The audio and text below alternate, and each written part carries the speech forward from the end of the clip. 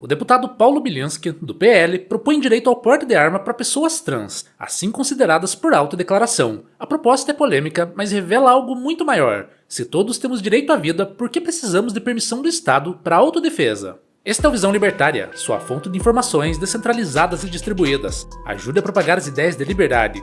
Deixe o seu like e compartilhe com seus amigos. Um artigo seu pode virar vídeo aqui também, sabia? Este artigo foi sugerido por Volta o L Arrependido, escrito por Charlie Dalton, revisado e narrado por Gordinho Caipira.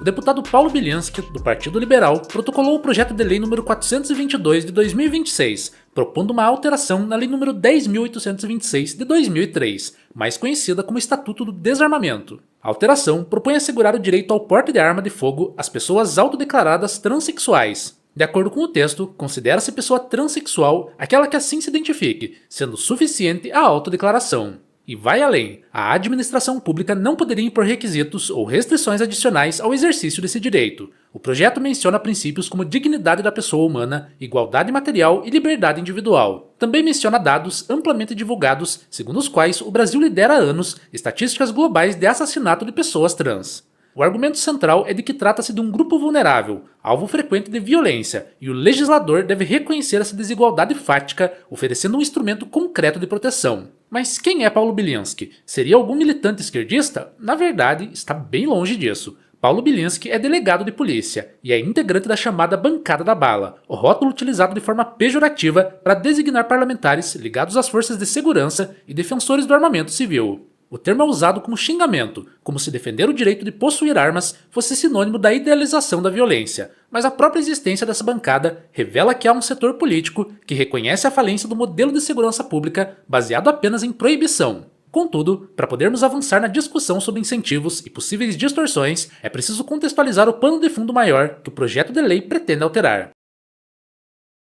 O Estatuto do Desarmamento foi criado com a promessa de reduzir a violência. Em 2005, houve referendo popular perguntando se o comércio de armas de fogo e munição deveria ser proibido no Brasil. A maioria da população votou que não. Mesmo assim, o Estatuto entrou em vigor, contrariando a vontade democraticamente expressa da população. Veja só, não é de hoje essa história de que só é democracia quando é a favor do governo. A mensagem dada foi clara: o Estado não vai abrir mão do controle sobre quem pode ou quem não pode ter acesso a meios de defesa. É importante destacar que o Brasil nem sempre viveu sob o Estatuto do Desarmamento. Antes de 2003, não existia esse regime tão centralizado e restritivo sobre a posse de armas. Nem por isso o país era um faroeste. Desde então, os últimos 20 e tantos anos, a violência no Brasil passou por altos e baixos, mas está longe de acabar. A conclusão é que restringir ao acesso legalizado às armas de fogo não eliminou a possibilidade de acesso ilegal. O criminoso continua armado, já o cidadão honesto enfrenta barreiras. A ideia de que sem a restrição generalizada se instauraria o caos não resiste à análise histórica. Na verdade, o caos generalizado é justamente o cenário em que estamos vivendo, causado em grande parte pelo fato de que a população está desarmada e desamparada, mas esse caos não ocorre apenas porque o Estado falha em conter a violência.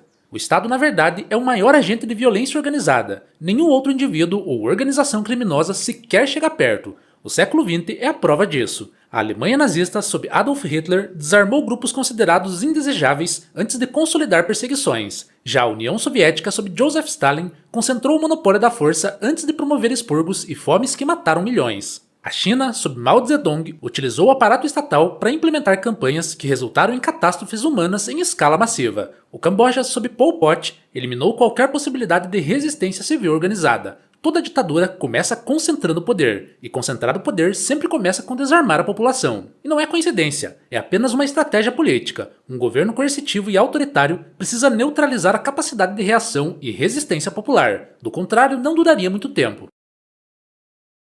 Mas alguém poderia argumentar: isso é passado distante, em regimes autoritários. Vamos então olhar para democracias contemporâneas. Nos Estados Unidos, o massacre de Waco, em 1993, envolveu agentes federais em confronto com civis armados, resultando em dezenas de mortes. Em Ruby Ridge, outro confronto entre cidadãos e governo terminou com civis mortos por atiradores estatais. Em ambos os casos, o uso letal da força partiu do próprio Estado. Mas e no Brasil? Bem, aqui, como todo brasileiro sabe e vive na pele, a violência estatal é cotidiana. Basta olhar para operações policiais em favelas do Rio de Janeiro, com helicópteros atirando de cima para baixo em áreas densamente povoadas. Sim, As favelas são por vezes reduto de facções criminosas, e ninguém aqui está defendendo o bandido, até porque não somos de esquerda. Mas é inegável que os civis que moram ali são muitas das vezes pegos no fogo cruzado. Fora os inúmeros casos de policiais com desvios de caráter que simplesmente matam ou agridem sem necessidade. O ponto inegável é que o Estado clama para si o monopólio legal da violência, e todo monopólio, por definição, concentra poder e reduz concorrência.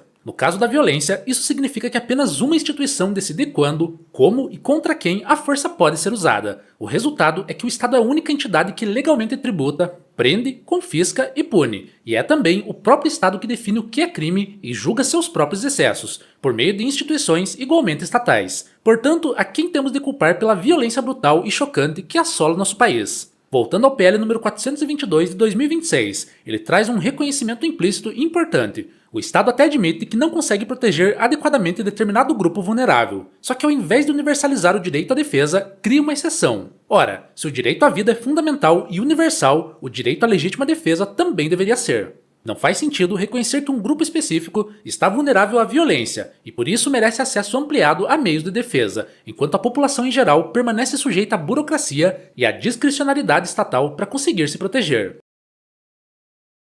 Se pessoas trans enfrentam violência estrutural e portanto precisam de porte de arma, por que o mesmo raciocínio não se aplica a moradores de periferia dominadas por facções? Habitantes da zona rural, mulheres ameaçadas por ex-companheiros, a idosos que vivem sozinhos, a qualquer cidadão que resida em área de alta criminalidade. Mas a verdade é que esse projeto pode ser algo muito positivo, por atrelar o porte à autodeclaração, pois cria um incentivo regulatório e pessoas respondem a incentivos. Se a autodeclaração se torna o caminho mais simples para obter porte, haverá quem utilize esse caminho. Durante anos, setores conservadores criticaram a lógica da autodeclaração de identidade de gênero como excessivamente aberta. Mas o projeto atual gera uma inversão irônica. Essa mesma lógica de que para ser trans basta se declarar como tal, poderá ser utilizada como critério para ampliar o acesso ao porte de armas. E aqui fica também uma preocupação estratégica. Se a lei for aprovada e logo em seguida milhares de pessoas passarem a se autodeclarar trans para obter o porte, o que acontecerá? O Estado vai restringir o porte novamente? Ou então criará novos critérios? Exigirá laudos, exames e certificações? Como vão fazer para saber se uma pessoa é trans de verdade? Outro aspecto que pode ser compreendido nesse debate é o fato de que o próprio proibicionismo do Estado gera violência. Por exemplo, ao criminalizar as drogas, o Estado cria mercados paralelos altamente lucrativos. Portanto, é a própria proibição estatal que fortalece organizações criminosas armadas. A guerra às drogas, por sua vez, alimenta conflitos, encarceramentos em massa e disputas territoriais violentas, e dessa forma se perpetua o ciclo da violência. E como o libertarianismo resolveria esse problema? Muito simples. Para nós libertários, o direito de autodefesa não depende de autorização estatal, mas decorre logicamente do princípio da não agressão. Se ninguém tem o direito de iniciar violência contra o outro, logo, todos têm o direito de se defender contra a agressão iniciada injustamente. Armas são ferramentas. O valor moral de uma ferramenta não está nela mesma, mas sim no uso dela. Uma faca pode ser usada tanto para preparar uma refeição, quanto para tirar uma vida. A eletricidade pode ser usada para gerar luz e calor a uma cidade, ou para ferir. Uma arma de fogo pode ser instrumento de crime ou de legítima defesa. Proibir a ferramenta não elimina a intenção criminosa, apenas altera quem tem acesso a ela. Além disso, armas funcionam como equalizadores de força. A história mostra isso repetidamente. No Brasil, temos diversos casos recentes onde mulheres, crianças e idosos, usando armas de fogo, conseguiram repelir invasores.